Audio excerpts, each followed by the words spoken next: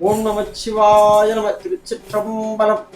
வருகின்ற சித்ரா பௌர்ணமிக்கு திருவண்ணாமலை வந்து அண்ணாமலையார் உண்ணாமலை தாயை தரிசனம் செய்து அந்த கிரிவலம் வந்து போறதுனால உங்களுடைய சகல துன்பங்களும் நீங்கும்ன்றத. விபூதி ஆலயங்கள்ல கொடுக்கக்கூடிய விபூதிக்கு உள்ள சக்தி வேற எதற்கும் கிடையாது.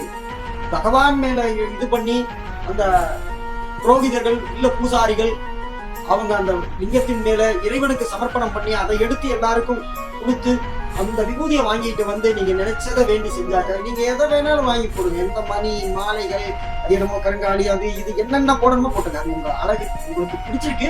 உங்களுடைய இதை உடல் அணிகலன்களை நீங்க அணிங்க. அதுல ஒண்ணு தவிர அதனால இறை சக்தியை பெறலான்ற ஒரு இடத்தை தவிர்த்துக்கணும். அது நிச்சயமா கிடையாது. இறைவனை நீங்க மனதுக்குள்ள சிந்தனையில சுமக்கிறதும் அவருக்கு செய்யக்கூடிய சேவைகளாலும் தான் நீங்க இறை சக்தியை பெற முடியும்.